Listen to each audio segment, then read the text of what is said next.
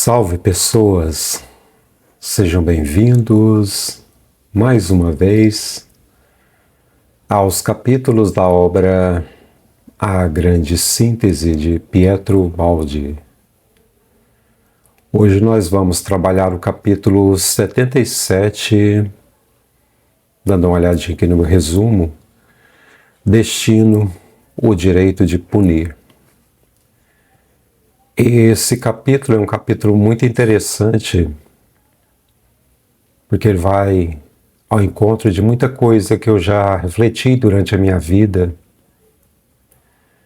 E é interessante, né, como que as coisas que a gente se afiniza, como que elas encontram a gente durante a nossa existência. E assim foi com Pietro Baldi, que eu estou dividindo essa experiência com vocês.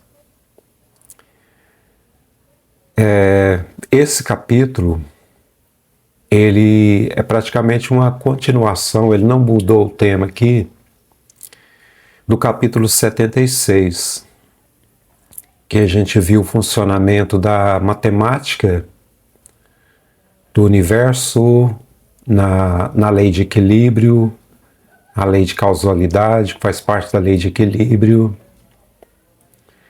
E aqui a gente vai penetrar na questão da justiça dos homens, como que ela é feita na sociedade, as suas falhas, as suas contradições, e como que a lei, a verdadeira lei, que representa Deus no campo da matéria, que é a lei de equilíbrio, como que ela atua, como que ela pode auxiliar a própria sociedade a idealizar uma sociedade melhor, uma sociedade mais justa, uma sociedade em que o direito realmente ele consiga transformar as pessoas e não seja apenas um mecanismo de vingança retroalimentando a violência. Então o Pietro Baldi, ele vai trabalhar esses conceitos que a gente vai ver aqui de uma forma mais aprofundada, com calma. E se você não é inscrito do canal, mas fica aqui de vez em quando, eu te convido a se inscrever. Se você gosta desse tipo de conteúdo, compartilhar com seus contatos, deixar sua curtida, movimentar os algoritmos do YouTube para que esses vídeos alcancem mais pessoas. Eu vou até lançar uma pergunta aqui, na verdade, duas questões. Até que ponto o ser humano, quer seja na figura do Estado, quer seja na figura do juiz, tem o poder de decidir se uma pessoa deve estar viva ou morta?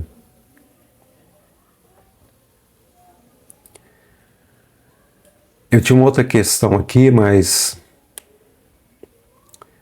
sim, eu lembrei aqui. Será que nós nascemos como uma folha em branco, onde nada está inscrito?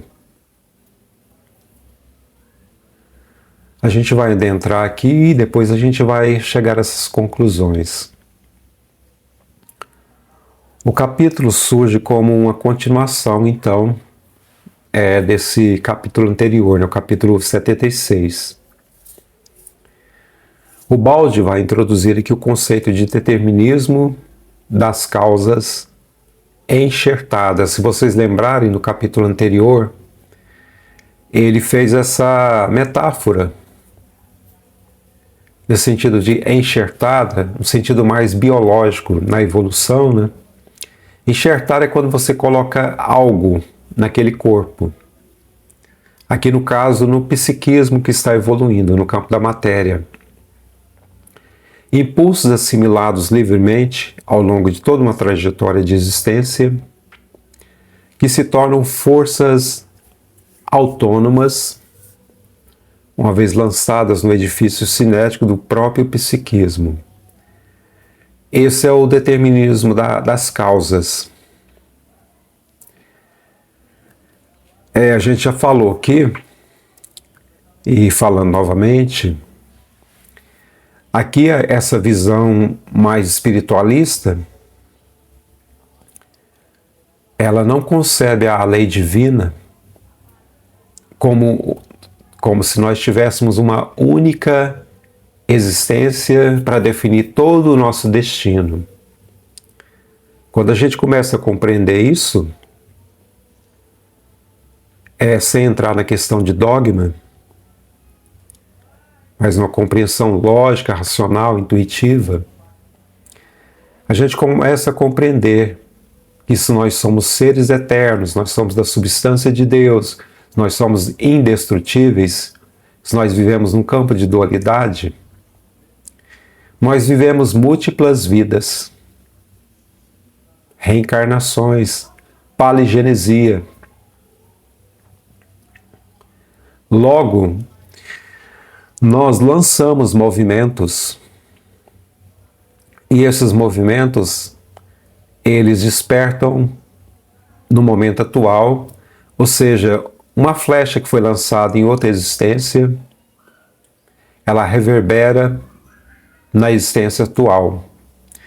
Então aqui essa questão da folha em branco, olhando por essa ótica, nós não nascemos como uma folha em branco, em que nós vamos escrever as coisas.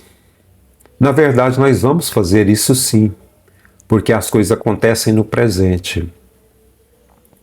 Mas esse determinismo de causas, isso que foi enxertado no psiquismo, isso vem na bagagem. Então são tendências, às vezes a pessoa ela nunca bebeu,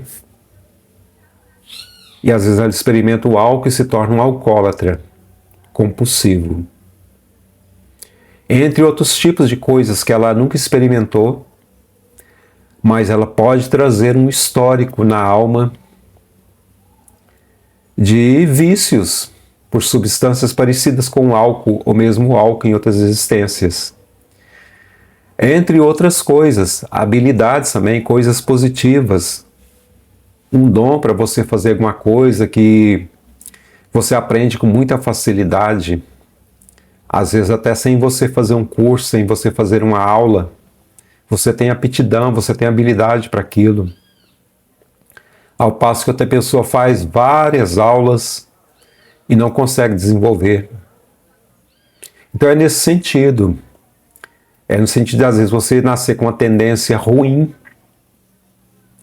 e você nasce com aquilo não para você ficar se vangloriando daquilo, mas você descobrir aquilo, entender aquilo e tentar transformar aquilo, tentar superar aquilo. Então, nesse sentido, nós não somos uma folha totalmente em branco, mas as páginas que seguem, elas são escritas no presente. É igual aquela frase que é atribuída ao Chico Xavier, provavelmente eu não vou lembrar ela aqui literalmente, aquela coisa que fala assim, você não pode voltar ao passado, mas você pode reescrever esse passado. Mais ou menos é assim o sentido da frase. Então as coisas acontecem no presente. Nós sofremos as consequências do que já fizemos, porque nós semeamos, é preciso cada um fazer sua colheita. Enfim, é isso, eu não vou adiantar a conversa aqui para seguir o roteiro. Não engessadamente, mas a gente pega algumas características. Então essa questão da folha já deixa aqui para vocês refletirem. Porque as crianças, elas já nascem, né, com certas tendências, certas aptidões. Cabe aos pais observarem isso e ajudar nessa transformação.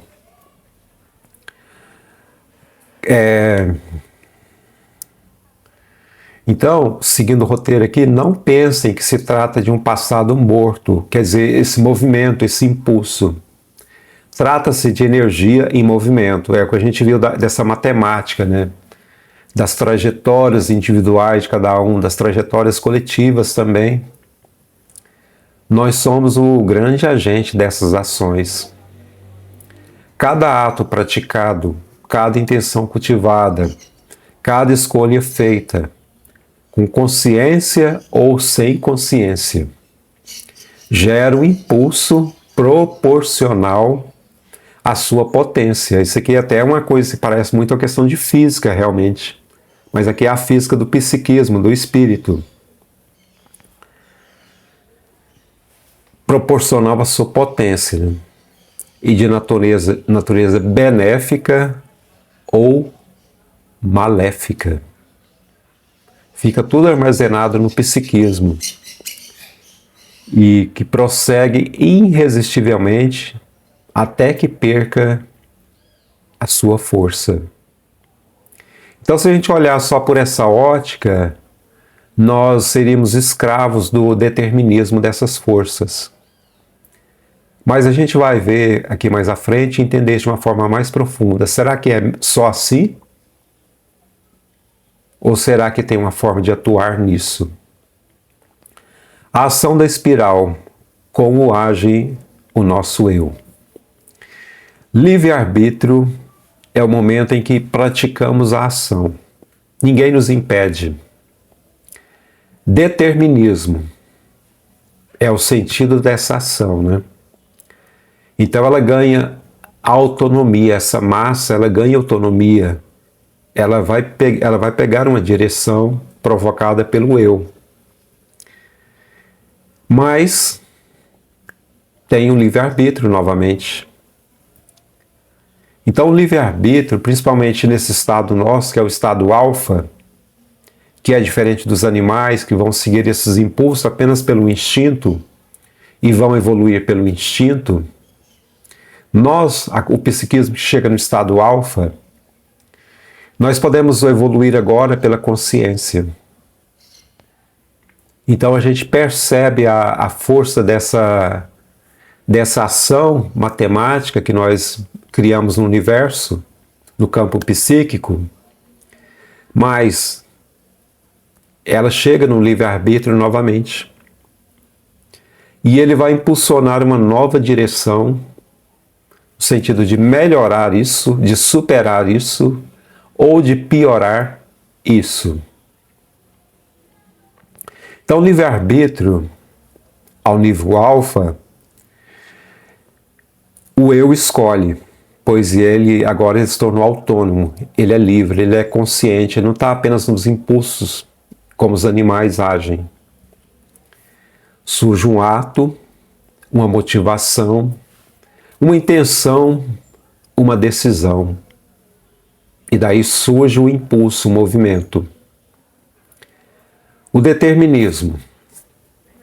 A causa foi lançada. A matemática da lei de equilíbrio foi acionada também. E começa a fazer os cálculos dessa trajetória. Porque tudo tende a entrar na lei de equilíbrio. É o princípio do universo. Porque senão o caos predominaria em tudo.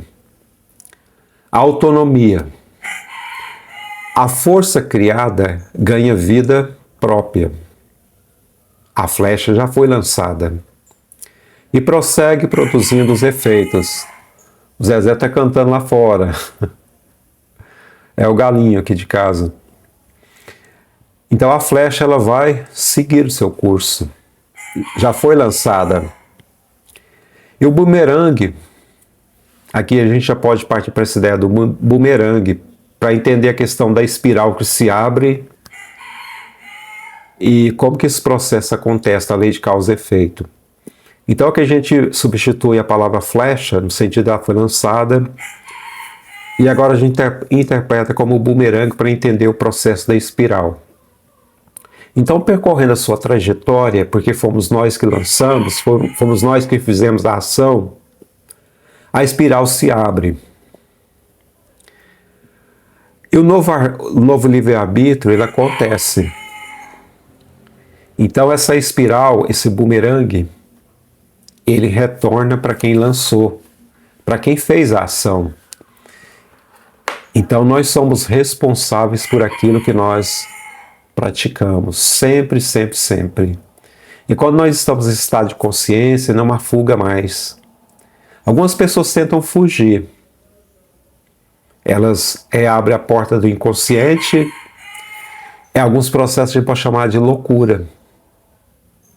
Porque não resiste a essa força. Às vezes a consciência pesou tanto que entra em parafuso. É a fuga da realidade. Mas a lei continua atuando da mesma forma. Então esse novo livre-arbítrio é o momento de consertar essa trajetória. Enquanto a força anterior ainda está em movimento, o eu volta a escolher. Consciente ou não, portanto, ele pode melhorar ou piorar as coisas. Então a gente passa a entender que a responsabilidade está toda em nossas mãos, e principalmente quando a consciência vai se abrindo. É nesse sentido, entenderam? É nessa forma que se funciona. E é dessa forma que nós podemos corrigir as trajetórias. Mas mais à frente a gente vai entender que existe outra gente que pode nos ajudar. Já praticamente respondendo aqui ao que eu estou falando. Aí fica aquela coisa, né? Algumas pessoas pensam normalmente. Ou existe livre-arbítrio, ou existe determinismo. Mas para quem compreendeu essa lógica que o Pietro mostra, existe a ação do livre-arbítrio e do determinismo atuando ao mesmo tempo. Porque o livre-arbítrio, ele cria as causas, a flecha lançada. Mas as causas entram no determinismo da lei de equilíbrio. E enquanto elas se desenvolvem, o eu continua livre para introduzir novas causas. Então o destino, ele não é um sistema fechado. A gente vai ver isso mais à frente aqui também, reforçando. Nós sempre temos o poder de mudar uma trajetória. É claro que, às vezes, umas consequências já foram tão fortes que a consequência já está manifestada no próprio corpo, que às vezes nasce com uma deficiência de limitação de movimento. Portanto, não vai dar para mudar isso, né? Mas o psiquismo pode mudar de consciência, calar a revolta. Ah, fulano nasceu, acamado, ele vive numa cadeira de roda. Ele se revolta por isso, porque ele não tem a liberdade que outras pessoas têm para se locomover. Às vezes ele precisa de ajuda de outras pessoas. Mas se a gente olhar para essa questão de causalidade, dessas forças que eu estou mostrando aqui para vocês, da matemática de equilíbrio, a gente percebe a própria justiça de Deus atuando. Não punindo, mas consertando a trajetória dentro dessa lei de equilíbrio. Então, para aquele que já nasce com uma limitação física, que ele sabe que ele vai passar a existência daquela forma, ele pode mudar a consciência. A tua fé te curou. Vá e não peques mais. Lembram disso? Então, às vezes, não é nem a questão de curar uma visão, que às vezes pode acontecer. Eu não vou nem entrar nisso aqui aprofundado, mas isso não é milagre também, viu? Milagre é uma magia, é uma coisa mágica. Na verdade, existem forças daquele que está agindo como a pessoa que está curando a outra, em que ele tem conhecimento daquilo. Ou então é um médium, sei lá, de uma casa espírita, de um templo religioso, de qualquer igreja, que às vezes ele não tem o conhecimento tão profundo dessas leis, mas ele é um mecanismo de atuação delas.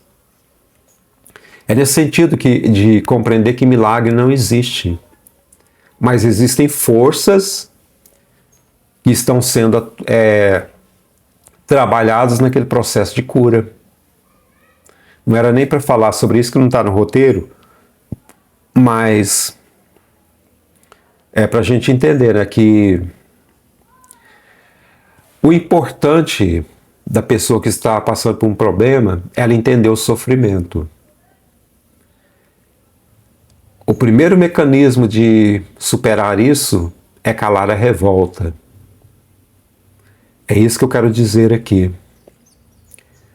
Então, seguindo aqui, isso aqui não estava no roteiro, mas veio na inspiração, eu escrevi aqui, porque isso está lá nos primeiros capítulos da obra Grande Síntese. Pensamento gera ação. E a ação gera pensamento. Tudo está interligado em movimento. Entenderam como que é o mecanismo, como que é o processo, como que o ser que está passando por uma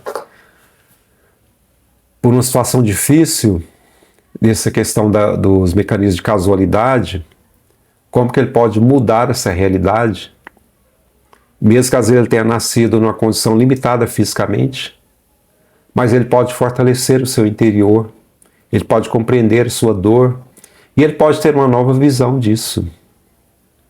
E já plantar as sementes para a superação, para uma nova existência. E se ele conseguir muito feito nessa própria vida, ele tem uma paz de espírito bem maior para entender a sua dor. Portanto, o universo não é caos, tampouco acaso, mas equilíbrio e ordem. E isso é refletir no psiquismo, que é o centro de compreensão de tudo. No Espiritismo, principalmente no Espiritismo, existe um conceito que se fala muito do karma, mas não é generalizando o que eu estou dizendo, mas se percebe mais o karma como algo negativo.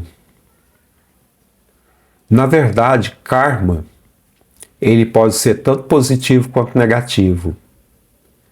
Porque as coisas boas também que fazemos vai na bagagem. Elas vão estar em nossas vidas. Quando lançado o bumerangue, descreve uma trajetória no espaço e retorna para quem o lançou. Assim funciona a lei de causa e efeito. O que fazemos aos outros, fazemos sobretudo a nós mesmos.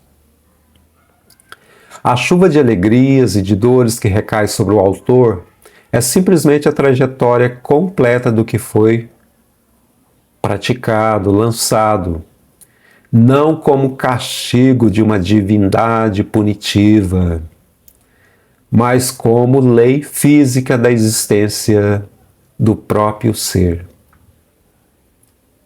Então essa visão aqui, ela quebra essa ideia, né, de a gente perceber Deus como aquele velhinho que fica sentado na cadeira, monitorando as nossas ações, gratificando ou punindo. Na verdade, Deus, no campo da matéria, ele é a própria lei de equilíbrio, como o Pietro Baldi mostra. Quando a gente começa a compreender isso, a gente começa a definir uma nova trajetória. Não é Deus castigando, não é Deus premiando. Somos nós, mergulhados na lei divina. Então nós vibramos em desequilíbrio. E onde o desequilíbrio vibra de uma forma diferente da nota do universo, ali vai ocorrer uma força para consertar aquilo. O destino, portanto, é uma responsabilidade composta, resultante do passado e do presente, de vidas anteriores e de escolhas atuais que podem melhorar ou piorar as coisas. Se entendermos isso, a nossa próxima existência já está sendo planejada de uma forma melhor, ou seja, descrevendo uma nova trajetória.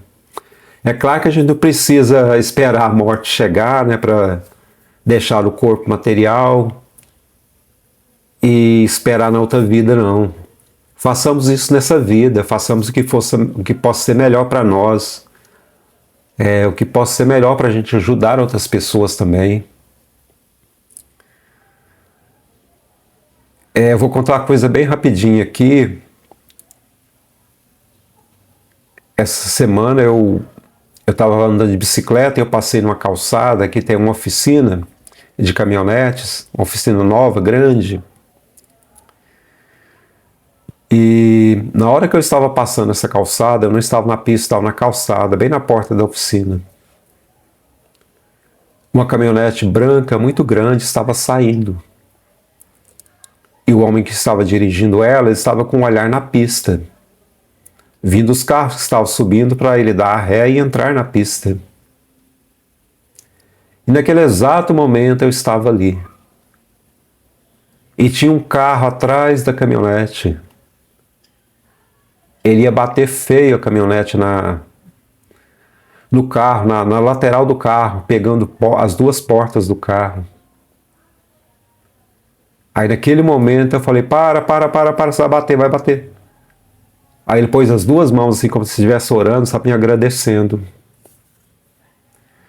Então às vezes a gente faz as coisas assim, de forma consciente, às vezes você vê uma pessoa que está passando por uma dificuldade, seu coração se toca.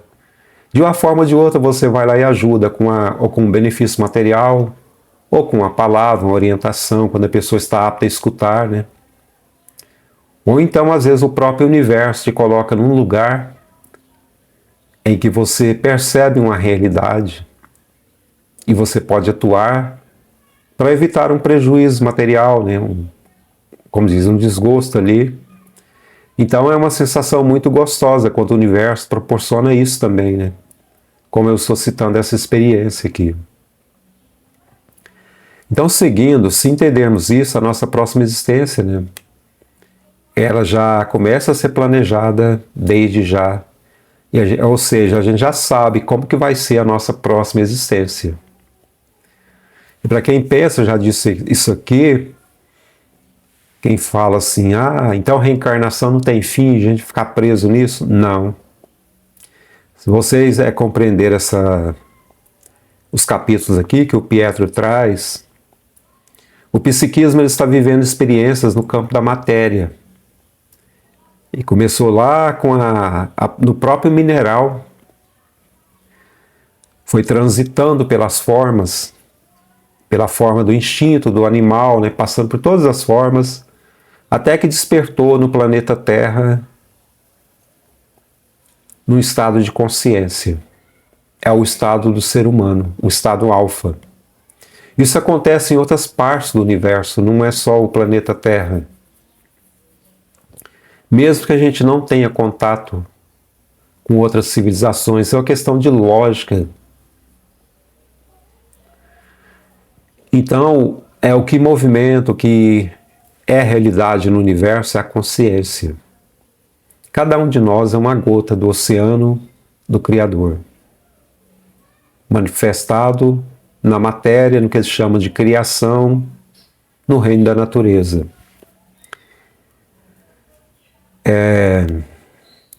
Para os gregos, como que é a questão do destino? Será que o destino ele é fatalista? Embora a gente já tenha respondido isso aqui, os gregos eles tinham uma ideia de fatalismo, né?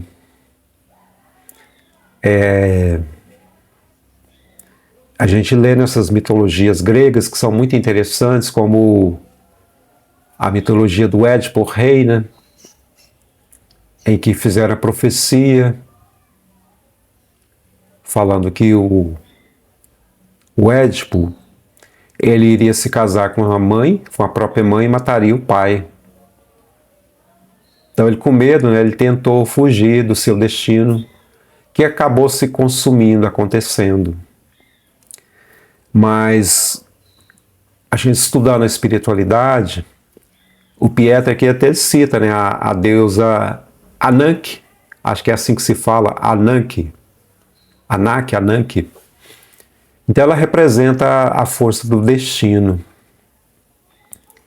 Mas a gente está compreendendo aqui, fazendo esse estudo, que o livre-arbítrio ele sempre tem essa força de mudar as trajetórias. algumas coisas já foram tão pesadas que algumas coisas a gente tem que passar por elas. Mas o despertar da consciência já pode escrever uma nova trajetória. E principalmente batendo nessa tecla aqui, calar a revolta. Porque se nós não calarmos a revolta, a lição vai continuar. Essa trajetória vai continuar. Porque nós não estamos fazendo alguma coisa para mudar essa trajetória.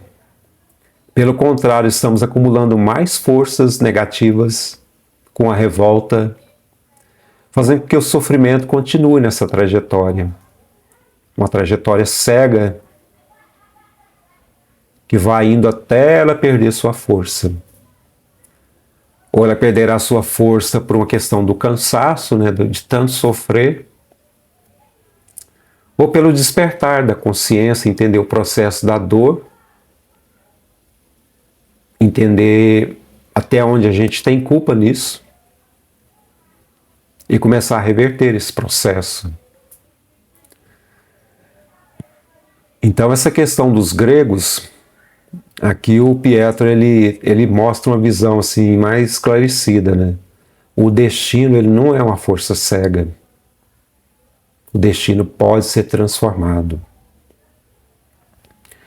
Será que a sociedade quer corrigir os erros humanos ou apenas vingar daqueles que agem na ignorância?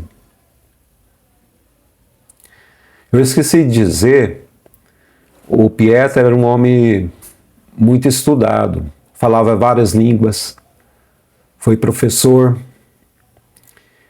ele acho que tinha formação em música, ele tocava piano, e ele tinha formação em direito. Isso é interessante para a gente entender aqui o capítulo também. Ele era da área do direito também, embora não exercesse, né? Ele cumpriu o seu ofício dignamente como professor, renunciou à própria riqueza, nascido de uma família muito rica na Itália, foi viver do seu salário de professor. Para o Baldi, o direito humano, tal como existe, é estruturalmente insuficiente. Como ele afirma no capítulo, vou citar aqui. Não há maior absurdo do que uma lei externa, quer dizer, a lei humana, né? Igual para todos, aplicada num mundo de desigualdades substanciais. A lei humana pode cumprir funções sociais defensivas, e isso tem valor, mas não pode chamar-se justiça enquanto não incorporar o cálculo real das personalidades individuais, suas motivações e o meio em que vivem. Então aqui o Pietro Baldi, ele olha para as pessoas de baixo. Ele fala, a lei ela não pode ser igual para todos. Não no sentido de que a gente fala que a lei tem que ser igual para todos, mas aqui ele está falando no sentido de que cada ser nessa vida, ele tem uma história, ele nasceu no meio. Então a lei ela generaliza nesse sentido. Não é no sentido de passar a mão na cabeça do criminoso, não é isso.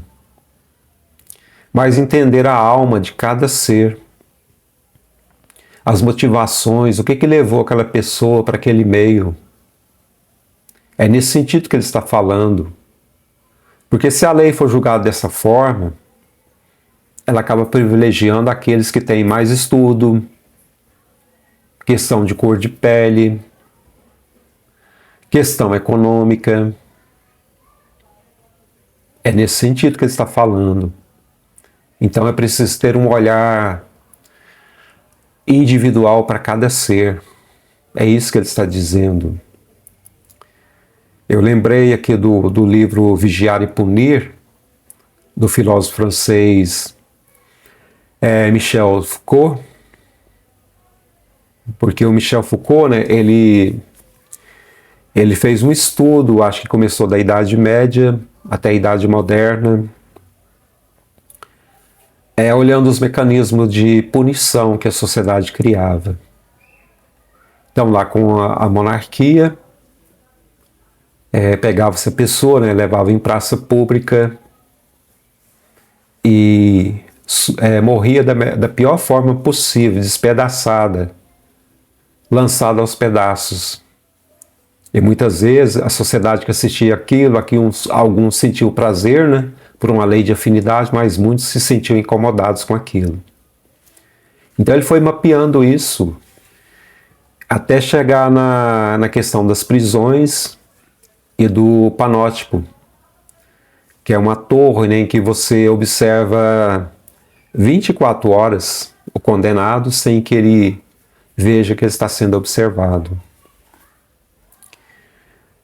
Então, nesse sentido aqui, se a gente fazer uma junção com o pensamento do Pietro, quando ele fala que deve-se observar a individualidade, a gente entende, né, como que, às vezes, os mecanismos da lei, eles se tornam muito injustos para aqueles que estão na parte de baixo. É por isso que eu lembrei desse estudo aqui do Michel de Foucault, a questão do vigiar e punir, né?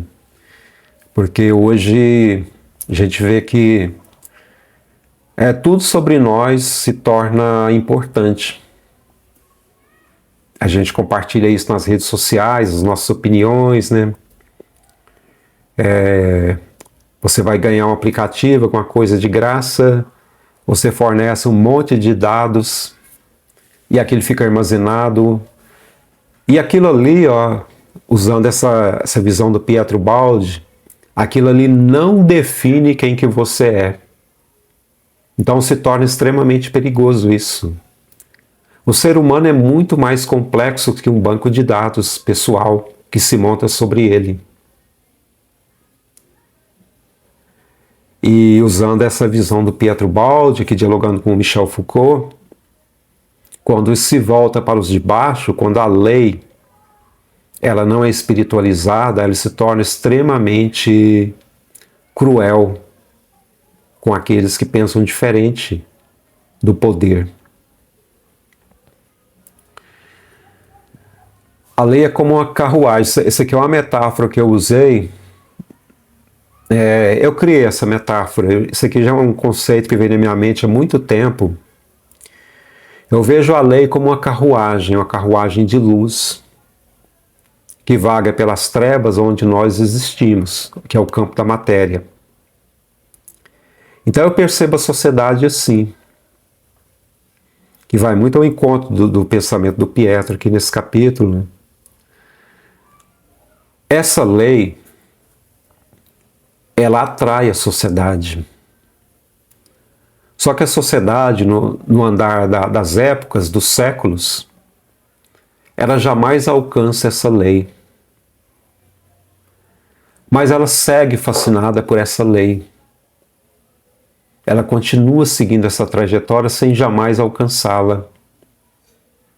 Por que não alcança? Por causa da nossa imperfeição. Mas essa carruagem também pode ser vista como a evolução espiritual que vai arrastando tudo. Então as leis, como o Michel Foucault observou no seu estudo, a lei nos seus princípios materiais, humanos, nos anos que se perdem nos tempos, séculos, ela era extremamente cruel.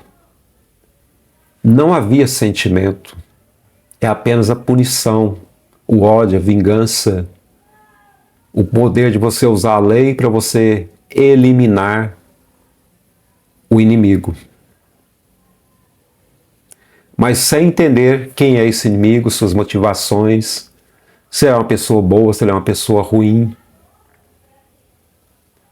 É nesse sentido. Então essa carruagem, a sociedade sempre vai segui-la. Porque se nós não seguíssemos essa carruagem, nós estaríamos literalmente na barbárie. Então essa carruagem é a própria força de evolução que vai arrastando o psiquismo. Se a gente for mapeando na história entre avanços e retrocessos, a gente vai encontrando os rastros dessa carruagem, como nós estamos seguindo ela, apesar de todas as contradições individuais e coletivas.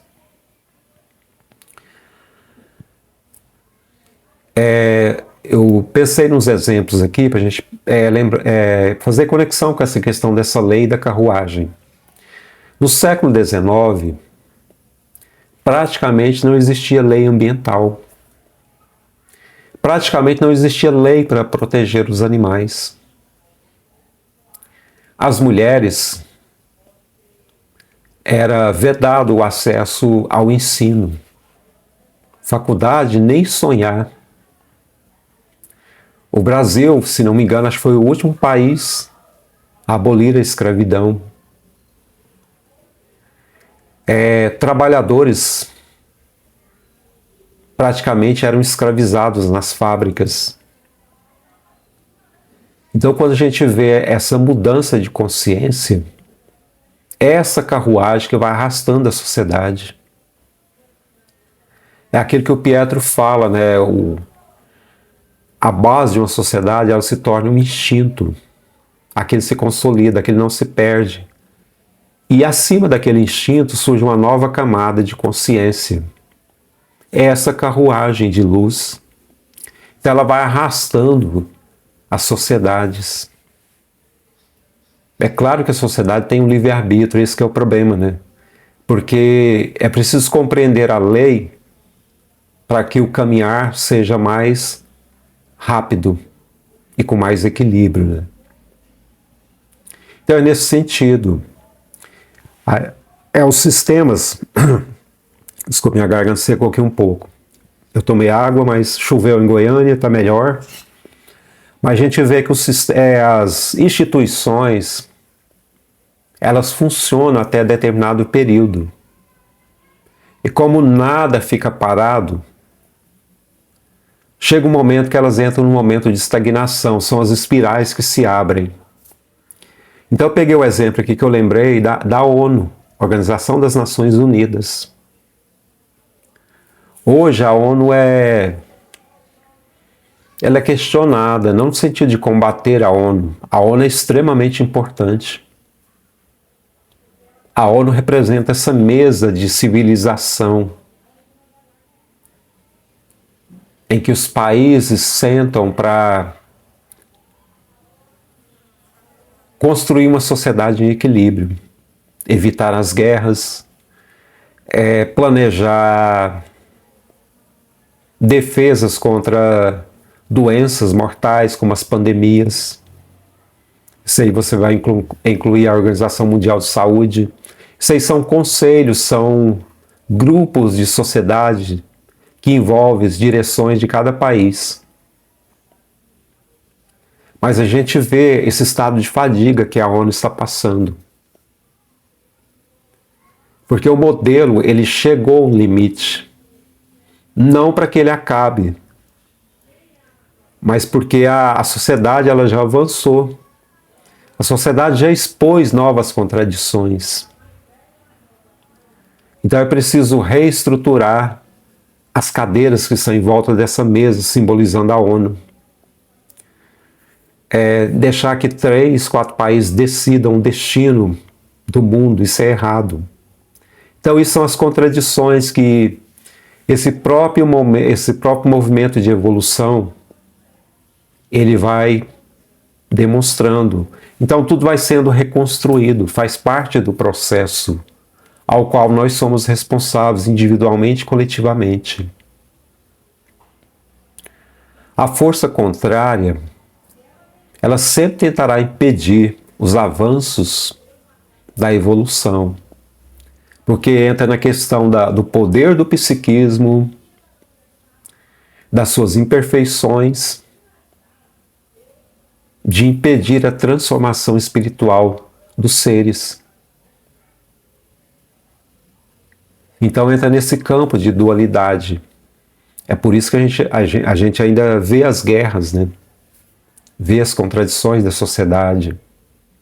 O caminho não é linear, como Pietro mostra, é uma espiral de avanços e retrocessos. Nós voltamos ao ponto, mas a um nível acima. Por que um nível acima? Porque a consciência, mesmo errando, ela tem uma compreensão diferente daquele ponto que ela partiu. Então é nesse sentido de observar a ONU, não no sentido de combatê-la, mas de ver, citando ela aqui como exemplo, que ela precisa ser formatada novamente. Da vingança ao equilíbrio, a lei que aprende a ser justa. À medida que o legislador evolui no campo da ética, aqui o Pietro ele vai focar na questão do papel do juiz e da forma que o juiz ele deve compreender esse processo da lei espiritual. À medida que o legislador evolui no campo da ética e da moral, a lei evolui com ele, porque o juiz é coparticipante da lei. O conceito primitivo de prejuízo e ressarcimento eleva-se à reconstrução de equilíbrios mais altos, porque o processo ele vai expondo as contradições, ele vai pedindo transformação, a consciência vai entendendo o processo. É assim que funciona seguir a carruagem. A espada da vingança vai sendo substituída pela balança dos direitos.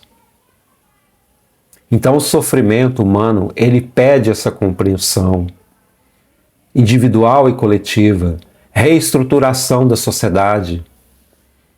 Não no sentido de voltar para trás, porque nada volta para trás. Voltar para trás é abrir a porta ao sofrimento, é repetir os erros.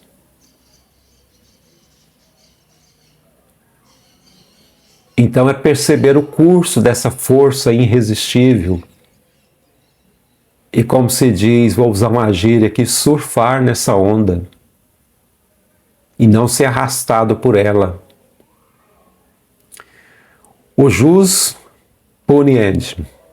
O jus puniendi pertence unicamente ao Estado.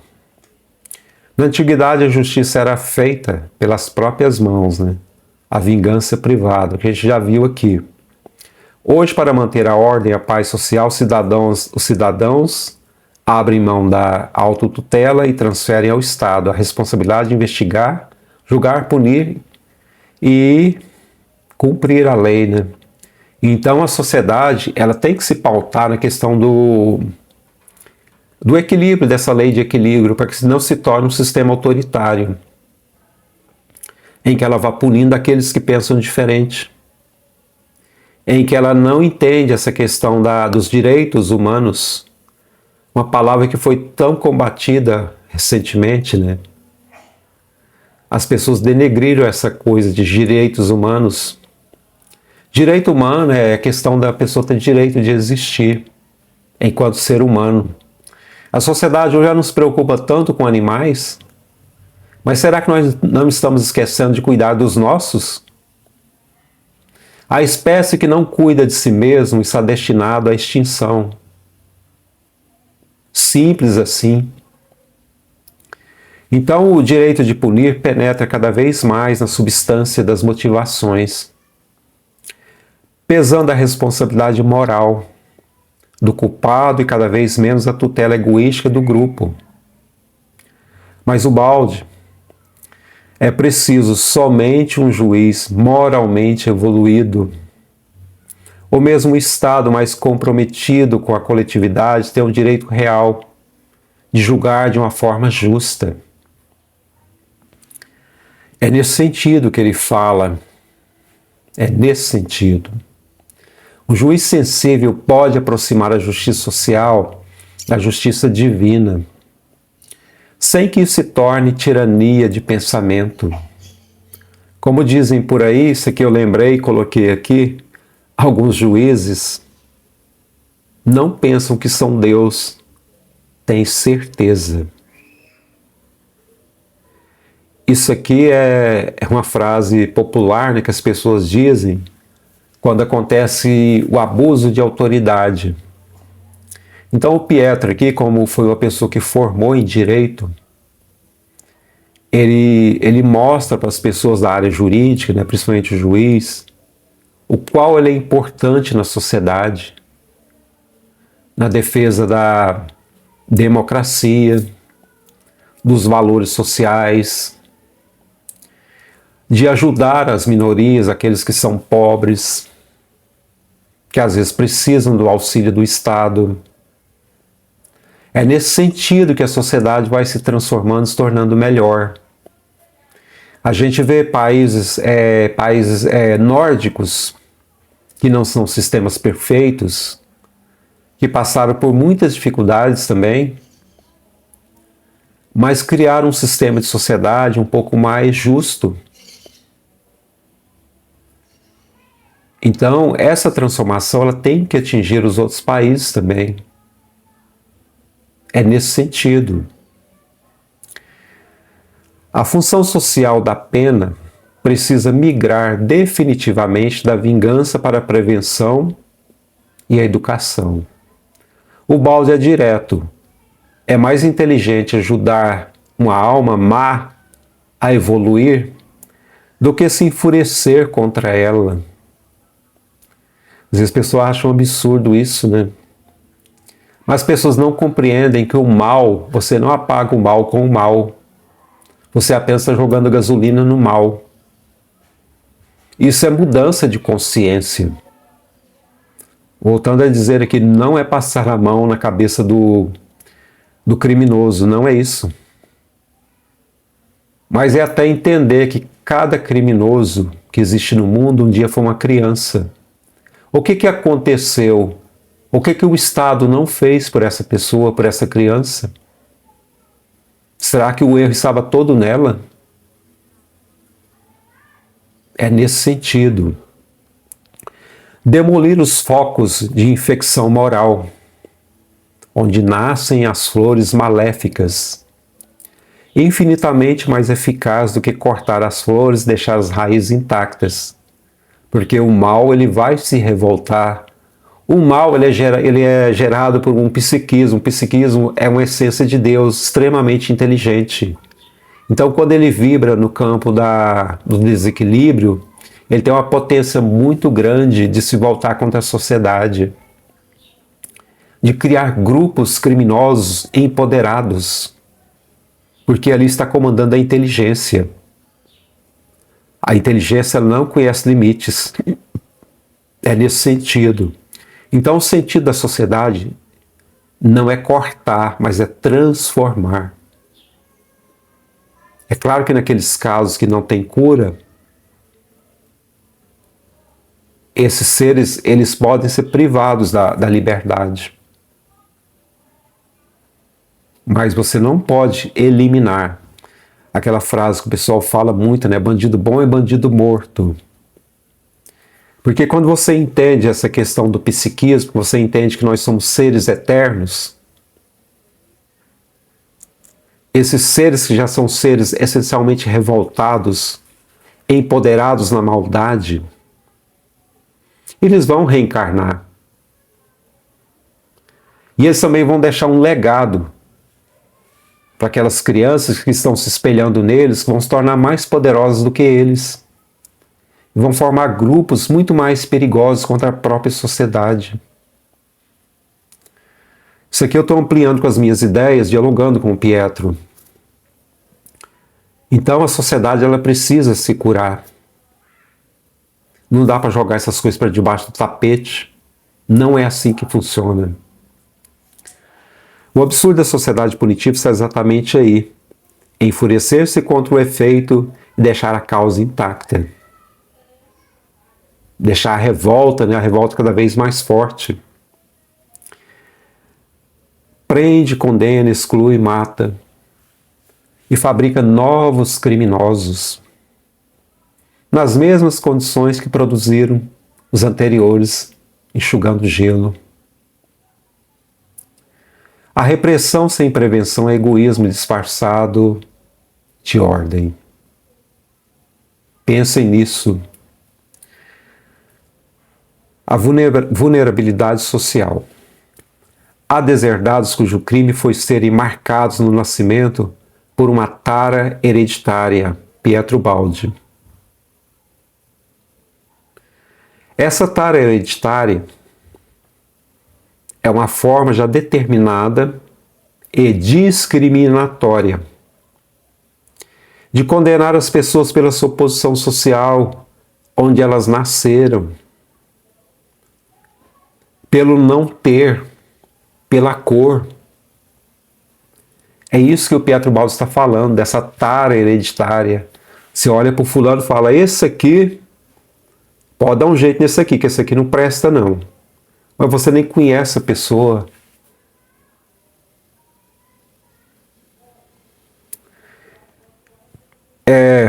Isso me fez lembrar da Carolina de Jesus, a poetisa, que inclusive estão fazendo um filme sobre ela, a poetisa negra. A Carolina de Jesus. Ela tem uma frase do seu livro lá, Quarto de Despejo. A favela é o quarto de despejo da sociedade. Ou seja, a sociedade diz para essas pessoas, nessa tara hereditária, você não pode viver aqui. Vá lá para aquele morro, fique lá. Portanto, pessoas julgar com os mesmos critérios dos que tiveram todas as condições é uma injustiça dupla, como adverte o Pietro Baldi. Eu lembrei de outra coisa que eu gosto de fazer as conexões. Um livro que me marcou muito, talvez seja o livro que eu mais gostei de ler na minha vida. Os Miseráveis, de Victor Hugo, que eu gosto muito.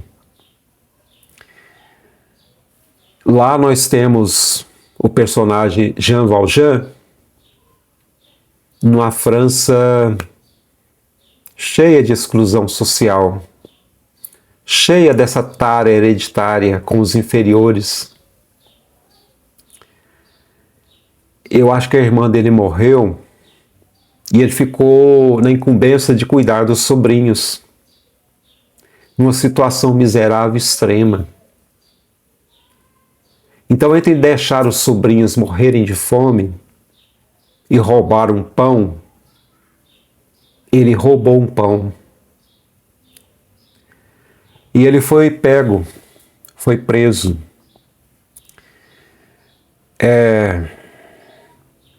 Eu não lembro, acho que ele ficou 19 anos preso, até que ele cumpriu a sua pena. E o livro narra ele andando por um lugar. Em todo lugar que ele pedia uma oportunidade para se redimir da sociedade, ter um trabalho, ganhar um prato de comida para recomeçar a vida, recompor as energias, voltar a trabalhar. Essa tara hereditária não abria as portas. Até que num último momento de desespero, já não acreditando mais na sociedade, se eu me lembro, uma pessoa falou para ele, procure o bispo. Eu não tenho o nome dele aqui, estou tentando achar. Enfim, procurasse o bispo. E ao chegar lá, eu acho que a irmã do bispo não recebeu ele bem, mas o bispo acabou acolhendo ele. Então, colocou ele para comer na mesa, como se recebesse um convidado assim muito digno, de muita importância. Assim o bispo tratou o Jean Valjean. E ele comeu, se alimentou, tudo. E à noite, quando eles foram dormir, ele roubou, acho que ele roubou as colheres de prata do padre e partiu fora. Só que a polícia pegou ele, identificou aqueles utensílios, falou, isso aqui é do bispo, é do padre. Então levou ele lá para fazer o reconhecimento e prendê-lo. Enfim, ele ficou surpreso porque o bispo falou para ele, advertiu ele, falou: não, por que vocês pararam o caminho dele? Por que vocês prenderam ele? Eu dei esses utensílios para ele. Ele não roubou. E ele falou para ele assim: por que você não levou os talheres também, os candelabros, acho que é candelabro de prata? Pegue e leve. E ele ficou surpreso e foi colocando aquilo no saco, os policiais olhando sem entender, né? Enfim, ele estava livre. E deixa eu ver se eu acho a frase aqui, eu até anotei. O bispo é o Miriel. Ele fala assim para o Jean Valjean, francês, né? Jean Valjean, eu comprei a sua alma para o bem. Então ele ficou ouvindo aquela frase e foi embora. Acontece outra coisa lá no trajeto que ele encontra uma criança, mas não vou chegar nesse ponto. Enfim, ele chega numa cidade, um lugar isolado, sem vida, morto. Ele começa a trabalhar ali. Depois acho que ele constrói uma cerâmica, a cerâmica prospera, a cidade prospera, ele se torna prefeito. Ele começa uma nova vida. Mas tudo começou quando uma criança acho que deixou cair uma moeda no chão, ele pisou na moeda, a criança falou que aquela moeda era dele, ele não devolveu a moeda, acho que praticamente tocou a criança foi embora chorando, ele ficou com a moeda. Mas ali a consciência dele acordou com aquela frase: eu comprei sua alma para o bem. Então ali foi a mudança na trajetória do Jean Valjean. Ali ele mudou sua trajetória, ali sua alma despertou. Então aquela revolta que ele tinha da sociedade, por achar que a sociedade era maléfica demais, por ele ter roubado aquele pão por uma necessidade, essa questão que o Pietro fala de você olhar a individualidade de cada ser, não colocar a lei de uma forma igual nesse sentido. Então ali ele se transformou, ele se tornou um homem digno, ele se tornou prefeito, ele passa a assinar outro nome, mas o investigador identificou ele durante uma parte do romance e percebeu que ele era aquele prisioneiro. E ele passou a perseguir ele para prendê-lo. O que eu quero dizer? Esse investigador, ele representa a lei humana. A lei humana ela comete muitas injustiças, porque ela não olha essas particularidades que estão na alma.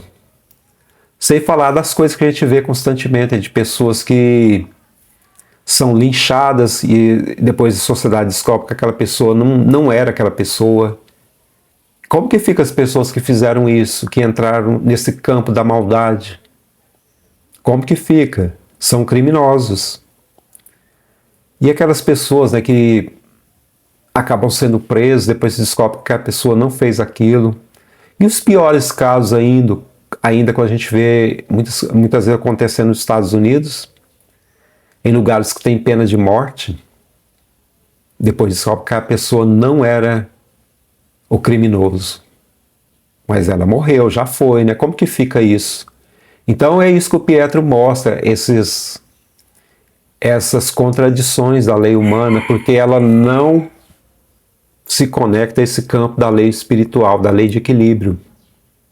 Ela se pauta mais na questão do ódio, da vingança, e só retroalimenta tudo isso.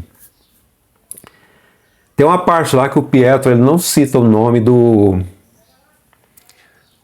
antropólogo, o professor, que era contemporâneo dele, que era italiano também, mas eu percebi, eu captei o que ele queria dizer ali. A tal ele fala antropologia criminal, fala, já sei o que ele está falando. Ele está falando Cesare Lombroso. Para enriquecer isso aqui. Cesare Lombroso era um professor universitário italiano e criminologista também. ele era do final do século XIX. Ele escreveu O Homem e o Delinquente. Era a tese dele, que vai influenciar numa época na questão da criminologia.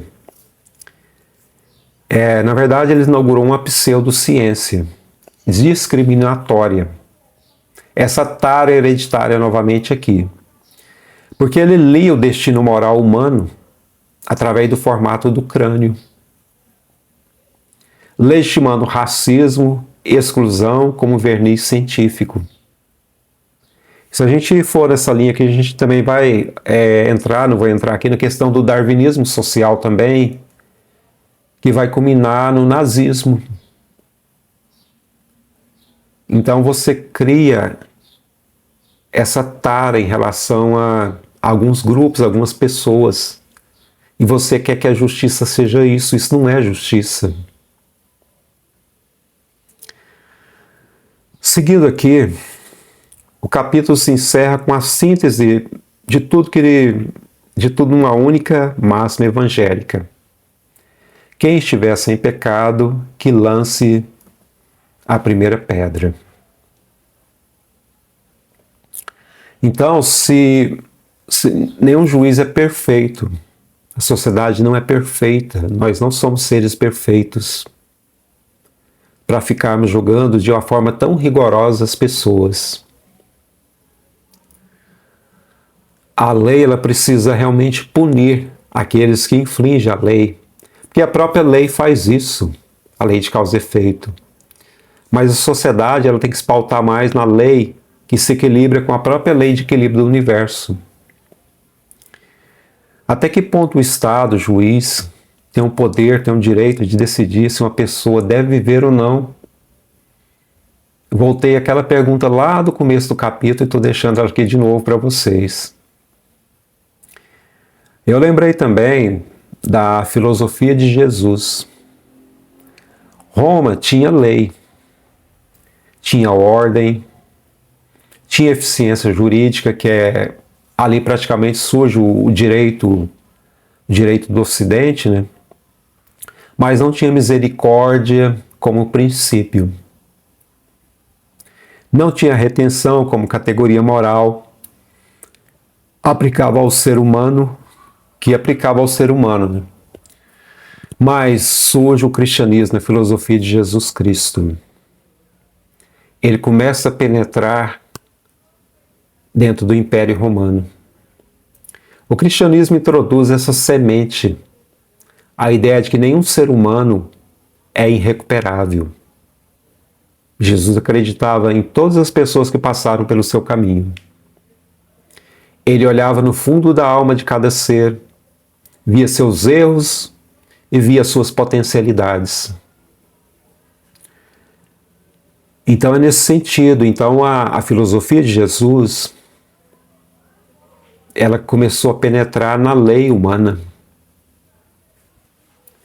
Isso foi sendo costurado lentamente. É claro que teve as contradições, tem as contradições, como a gente está apontando aqui no estudo desse capítulo. Os retrocessos sangrentos. A gente viu a figura do ser humano através do poder que ele se institui na igreja, torturando, matando. Aqui eu não estou falando contra a igreja, eu estou falando da ação do ser humano, como que ele, nesse lado de imperfeição, como que ele usou a lei em favor do erro, da maldade, da punição. Mas o fio condutor permaneceu. Aí a gente viu a abolição da tortura como instrumento legal, o fim da escravidão, o direito de defesa. Toda pessoa tem o direito de defesa, de alguém que faça a defesa dela, que é a presunção de inocência.